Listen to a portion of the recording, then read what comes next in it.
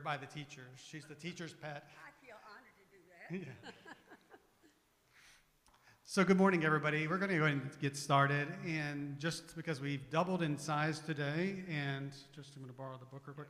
We're going through this book mainly. So it's called Jesus is the Question. We are live streaming it, just so you know. So if you see us bringing a microphone to you if you're talking, then that's the reason why. The other book we're using, I don't have it, it's in my bag in the back, but it's another book very similar, and you'll see a slide in a second of that. But we're going through the questions of Jesus and looking at how Jesus impacts a majority of his audiences because of questions, not actually teaching. So a very important thing in his life as he goes through different stages of life and different places where people are at. So this morning we are on the question of abundance. And Karl, I will hand it over. Morning. So my name is Karl. I know a lot of you never met me before. I've been here at McKnight for 22, 23 years. Been here for a long time. And I've been back there a lot. Not out front here, so I'm not the most comfortable in this particular setting, so please forgive me. So this week, the question is, how many loaves do you have? It's the question of abundance. We're going to be reading from Matthew 15, 32 through 39. When Jesus called the disciples, he said to them, I have compassion on the crowd because they have been with me now for 3 days and have nothing to eat. I am unwilling to send them away hungry, lest they will faint on the way. And the disciples said to him, where are we to get enough bread in such a desolate place to feed so great a crowd? And Jesus said to them, how many loaves do you have? They said, 7, and a few fish. And directing the crowd to sit down on the ground, he took the 7 loaves and the fish, and giving thanks, he broke them and gave them to the disciples. And the disciples gave them to the crowds. They ate and were satisfied, and they took up 7 baskets full of broken pieces of leftover. Those who ate were 4,000 men, besides women and children. And after sending away the crowds, he got into the boat and went to the region of Magadan. This feeding of the 4,000 is also in the book of Mark, chapter 8, 1 through 9.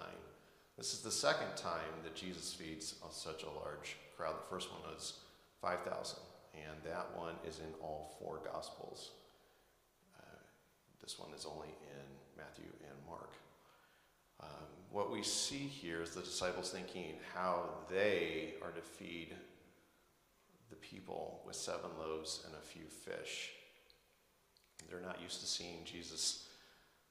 They're used to seeing Jesus heal the sick, the lame to walk, the blind to see, and forgiveness of sins, but not this.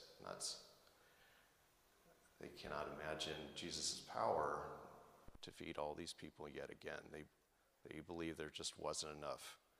And how quickly the disciples forgot about the feeding of the 5,000. Jesus needs to show them again by asking, how many loaves do you have? It's also interesting when Jesus asks the question, he doesn't phrase it to how many do we have. Jesus knows there's going to be enough. And in the book, Martin brings up a Russian folk tale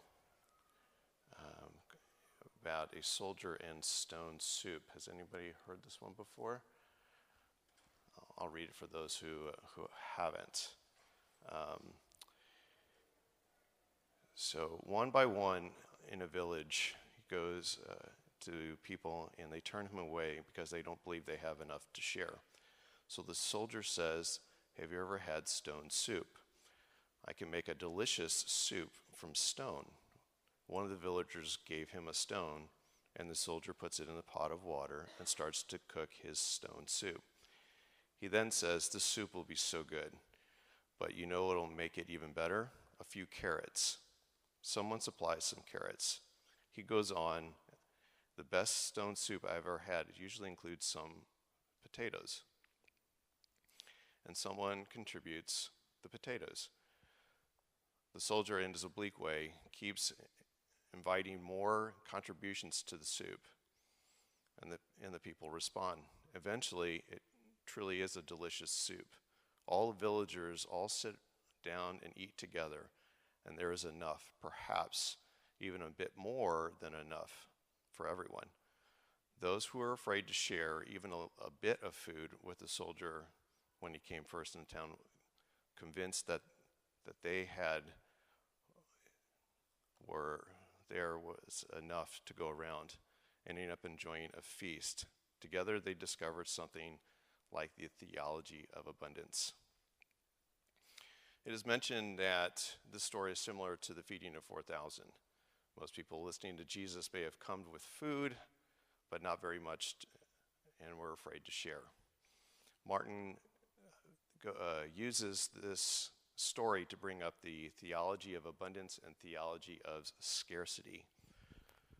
If you look up the word abundance, is defined as a very large quantity of something. And now I'm going to share my background here. When I was growing up, I didn't have much. Grew up with a single mom who worked probably 2 to 3 jobs, constantly trying to keep food and clothing and everything else that we needed to have, so that we wouldn't have to feel different from all my friends and as we were growing up and such. But as a kid, you don't see what you do have, you see what you don't have. You see, compared to all your friends and all the things they get to do, the trips they get to take, and all of that stuff, and you envy it. You wish that you could have it. You have the designer clothes, the sneakers, and all the cool things that you wish that you could have. But and that mindset, that whole thing has kind of gone on through even as the older I've gotten, and that I could see the theology of scarcity it seems to be always there. It's been a real struggle for me to get past that. There was a couple of weeks ago, Jeff Kreider, he gave a sermon on trading the great for the good, and he quoted Tim Keller.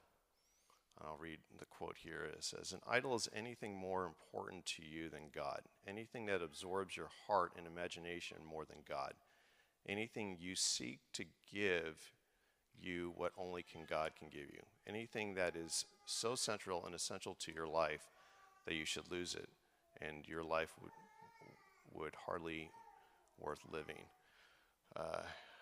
That kind of hit home for me, because as you start to think about the scarcity, you start thinking about what you can get, what you can grab, what you can hold on to. Those are what you're actually thinking.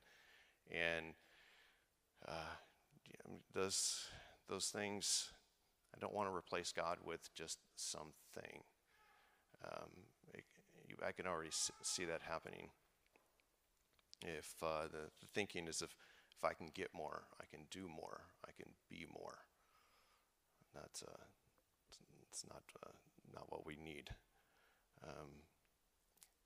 Martin also says in the book that theology of abundance is marked with trust and gratitude. When Jesus gave thanks for what they do have to feed the crowd, they are left with, again, 7 baskets of broken pieces compared to the first time, which was 12. The crowd was satisfied. We read in the Bible over and over again, we find that there are examples that if we just trust and believe in God, God will provide. And Martin ends this chapter here. Jesus had let them see a stunning glimpse of divine power. All the disciples could perceive or remember was a picnic in the sun. The disciples had feasted on a miracle, but while their stomachs were still full, not a trace of a miracle was left in their heart and minds. Obviously, theology of scarcity is awfully hard to shake. When Jesus asks, how much bread do you have? He is not asking for an inventory of baked goods. He's asking for an inventory of our hearts. We may see a few crumbs. Jesus sees a feast. Jesus' question is a challenge to trust in his perception more than our own. The comfort in Jesus' question is in the confidence that if you exhibit that kind of trust, the answer to his question is always enough, more than enough. That's all I have to talk about. So the question is, again, is how many loaves do you have? I think it leads into good questions about where our hearts are. What do we perceive? What if we have enough to share? Yeah, for the second half of class, we're going to go ahead and move into questions that revolve around this picture of abundance. And so the first question is a dual question, and it looks at both sides of the picture. Where is there abundance in your life, and where do you perceive scarcity or not enough?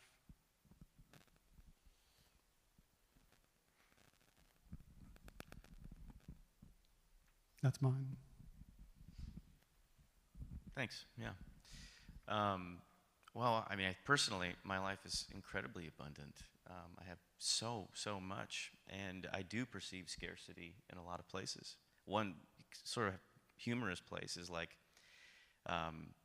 Rachel always, my family is Lebanese background, so we have to have like 3 times as much food for any gathering that we have, and it's just too much. You ordered too much. You made too much, but that's based on a fear of scarcity, right? And a warped sense of what I actually have. But I think this is such a great point for us culturally because, obviously we're in a nation of abundance. And I was thinking as you were sharing about the parallels between the Garden of Eden and God makes in abundance, places Adam and Eve in the garden, and what's the first thing that Satan tempts them with? He says, did God really say you shouldn't eat from any of these trees? Right? No, just the one. So there's that implication of you really don't have enough here, There is the first lie of scarcity is set there, and we see it over and over again in our own lives. And I think it's such a great cultural point to make again because we've got Election Day coming up on Tuesday, and how many politicians are telling you that you have abundance? Hardly any. We're based on, all of this stuff is based on fear of scarcity and other people having or taking from us, and not Christian, even if they claim to be so. So deeply profound point. Thank you for sharing this. Really convicting.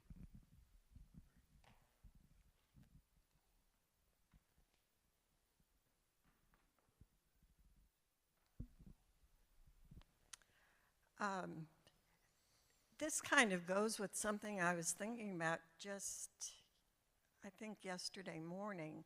I've been doing a morning devotional in Kings. And that we have Elijah and Elisha, and both of them dealt with widows. Oil and flour were multiplied beyond what they needed. Oil, Elisha, with the widow, the oil multiplied.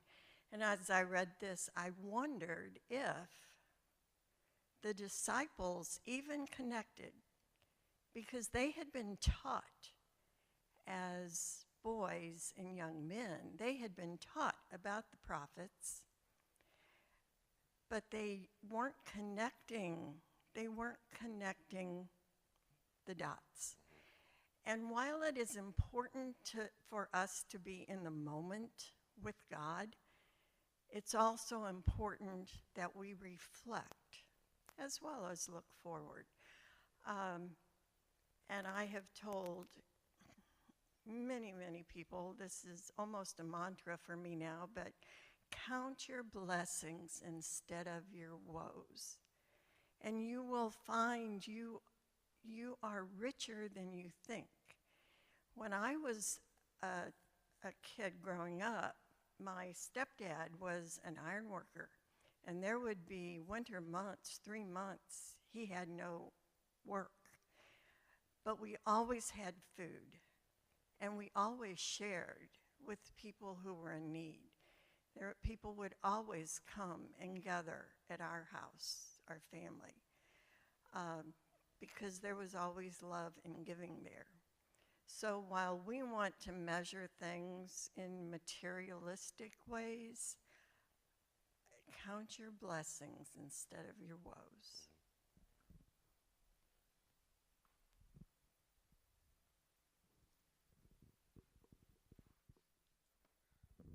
I just wanted to share, as we were talking about this, it made me think how important perspective is, and asking God to help us see the abundance. I think when I first think of the question, like, where's there scarcity in my life?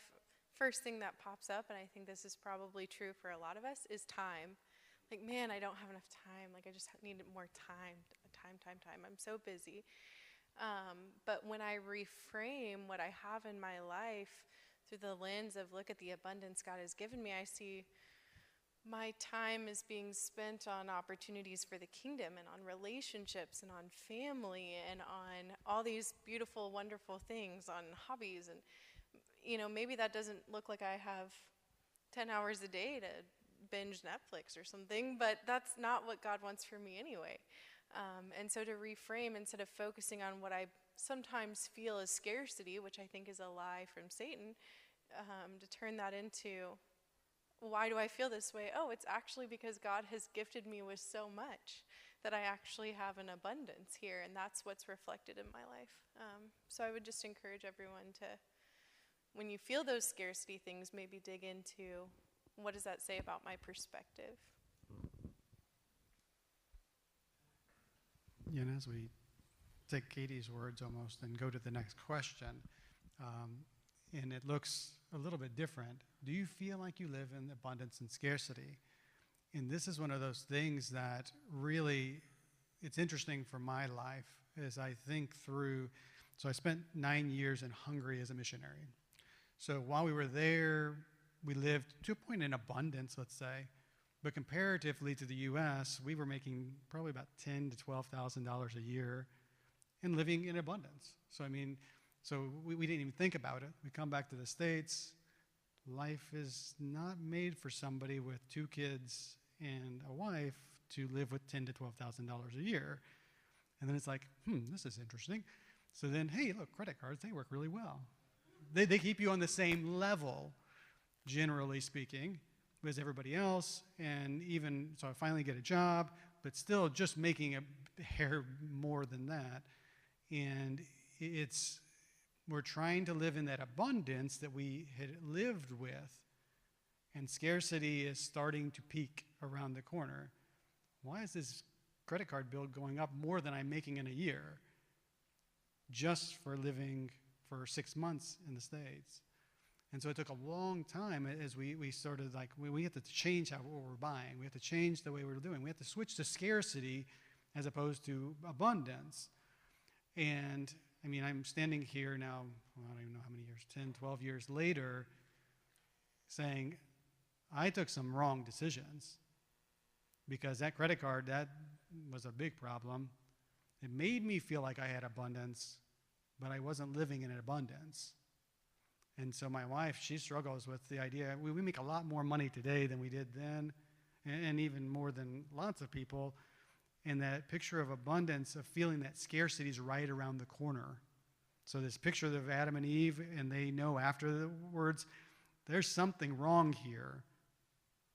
That scarcity wasn't really what they really expected. And so we keep trying to say, hey, we're living in abundance. We need to realize that and bless others with that now.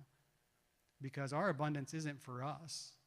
It's for us to share, that whole big picture of sharing. And even if you're in scarcity and you don't have enough, that picture of abundance, of handing out and helping with that little bit you have, whether it be the 2 mites like the widow I think she gives those last 2 pennies of hers.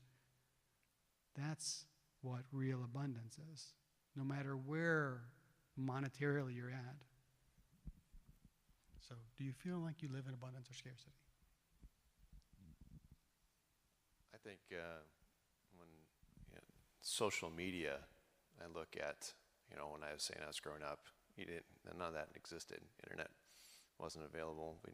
All we had was what we were told, of what we could actually see, and we hear about it when they come back. Nowadays, call it this, and it's everywhere. And you definitely feel scarcity. You definitely feel like I'm not measuring up. I definitely feel like I definitely don't have enough. I feel like completely, sometimes lost, and sometimes you just want to just chuck this thing and realize it's not that important, but yet we still get drawn back into it. It's a real challenge with social media.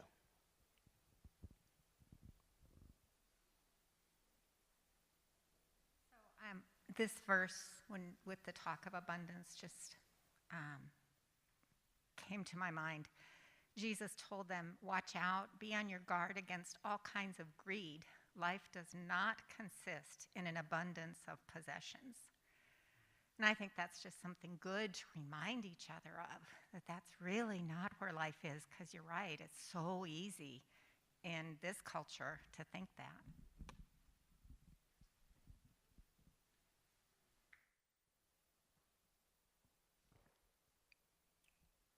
Is this one on? It's on. So one thing that's reminded me of is in Matthew, there's a parable about bags of gold, and then in Luke, there's a parable about minas. And then in Mark, it's a parable about a lampstand. But they all end the same way. He says, whoever has will be given more. Whoever does not have, even what they have will be taken away from them. It comes back to perspective. In 2 of the parables, one of the guys had just one bag of gold or one mina, and he said, "I don't have anything. I can't provide. I can't make a return for my boss." It's like, well, if you have that opinion, yes, it will be taken away from you. Jesus is warning us that what is our perspective? And then from a spiritual perspective, is Christ enough? Is Christ enough for our spiritual walk? And that could be a whole another class. It reminds me also the time when Jesus sent out the 12. He told them, you have strict rules. You don't take anything with you. And I believe that portion of that is trying to have them believe in God, believe God will provide. What you have is enough. And they prospered. They were able to do a lot just by just believing. I think building on what you said about perspective, I think abundance or scarcity can become very relative for all of us, in that in the different moments in our life, like you were talking about when you came back from Hungary and you felt you were very poor relative to everyone around you, relative to the standard of living in America. Like, yeah, you were poor, you were scarce. But coming back to what you said about Christ, in Ephesians chapter 2, verse 4, it says, "But God, being rich in mercy, because of the great love with which he loved us, even when we were dead in our trespasses, made us alive together with Christ. By grace you have been saved, and raised up with him, and seated us with him in the heavenly places in Christ Jesus, so that in the coming ages he might show the measurable riches of his grace and kindness toward us in Christ Jesus." And so the absolute fact there being that none of us deserved salvation. All of us were dead in our trespasses, and yet God, being gracious and merciful, he gave us the free gift of salvation. And so I think if we think about that in the different moments of scarcity or abundance we can feel relative to everyone else, ultimately we are all living in a life of abundance that Christ Jesus died on the cross for us. And so I think that's a helpful point of view to, like, even when we do feel like we're living in scarcity, coming back to the cross is really what we need to do.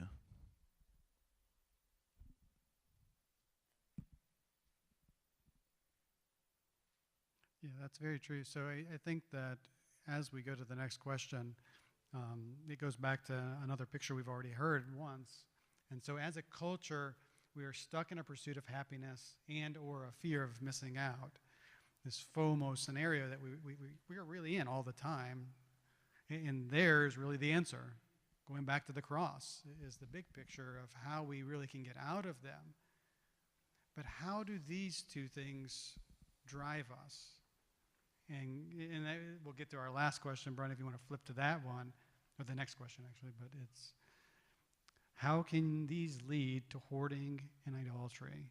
So going back to Karl's thought on idolatry from Jeff's sermon, it's a big picture of where us as Americans try to put our points on, one of them being that pursuit of happiness or pursuit of wealth, pursuit of whatever it is, and then the other is, but I'm going to be missing out on that, which is really that picture of scarcity and the picture from the Garden of Eden.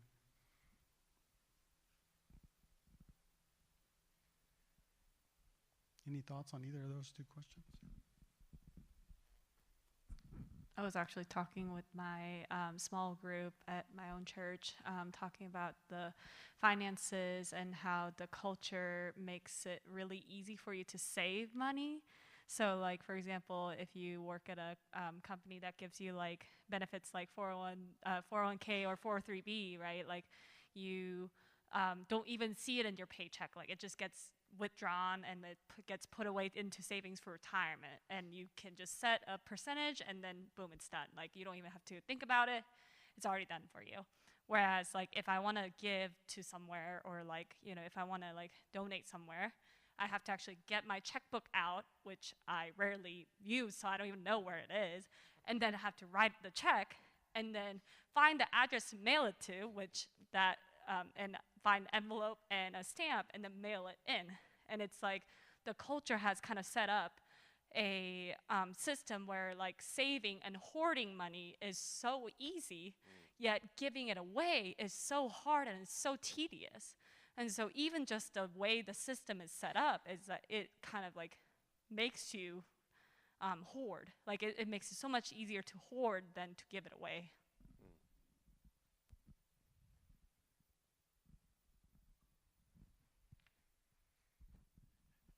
Using the word hoarding reminded me of the story. That was a good comment. Thank you for sharing it.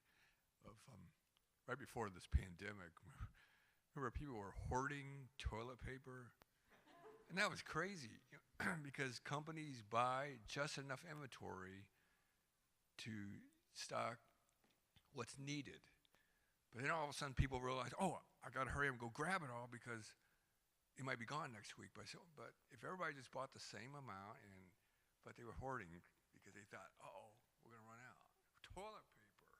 You know, what a crazy thing to hoard. But that's what people thought, you know, because I got to take care of myself. Who cares about the next guy? So, but anyway, that just, but I appreciate her, the young lady's comment, what she just said too about how easy it is to hoard, whether it's toilet paper or putting money in our 401k or our 403b, and realize, hey, you know, I have enough money. I don't need to save that much money. I need to save some. That's important, but I don't need to save quite as much. Maybe put a little more aside and do something else with it. So.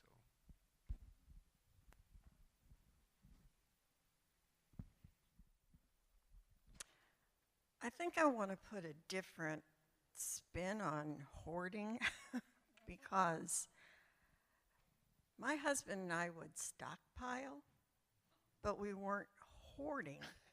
we were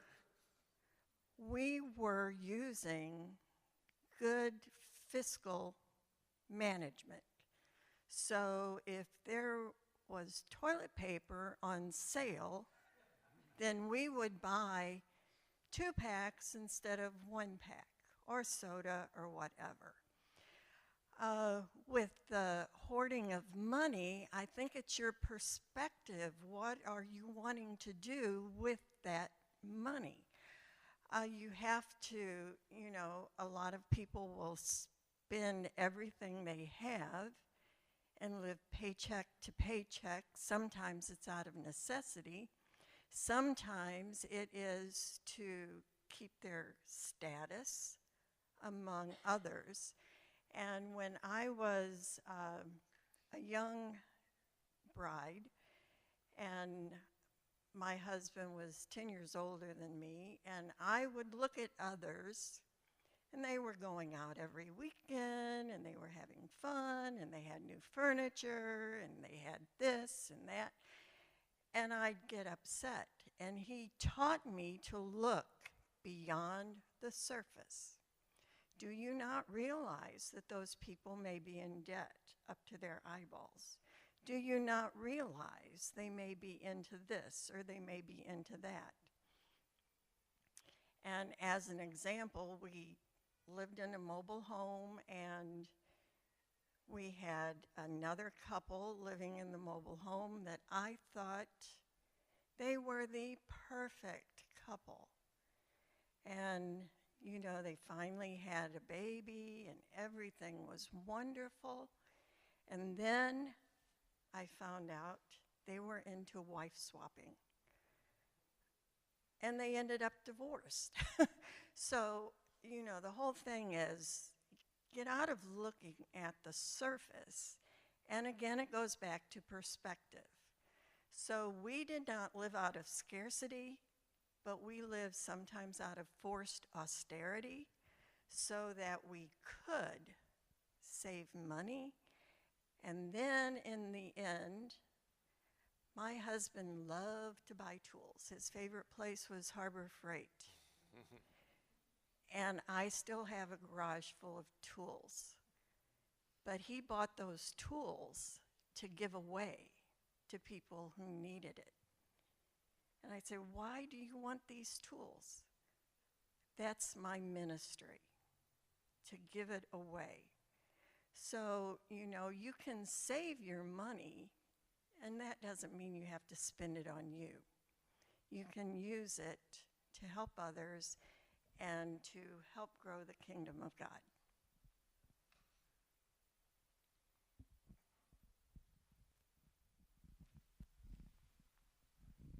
Yeah, so a couple of things that came to mind are the 2 biblical examples I can think of that might be something approaching hoarding. The Israelites gathering the manna, the extra manna that rots, interesting image of what taking more than you need would look like, in that case. The other one is it's a parable. I'm going to build a storehouse. And, he might have said he was being responsible with his crops and all that. He's storing them up, but he dies. You foolish man, do you not realize that this very night your life will be demanded of you? And I don't know what to make of those things with the way we save, to your point, and the way our financial institutions are geared towards generational wealth and passing it down, and the things we think of justify it all. The other thing I think about is in our house we love the show Bluey. Have you guys ever seen Bluey, the show with the dogs? It's great. Everyone should watch it, adults without their children, with their children, either way. And there's one episode they go to a Hammer Barn, it's like IKEA, and they're pretending that their cart is their houses. And they're not happy unless the 2 girls, get exactly what the other one has, and they're trying to keep getting it. And it's always these little parables you wonder. So they get to the checkout, and as they get to the checkout, right, that's their little life's accumulation. Now we're checking out, and all the things come out of the cart, and like, hey, all my stuff's going away. And you're like, is this like a parable for death? Where it's all going away, and they don't know what to do. And so good kind of little narratives to help you work it through it all.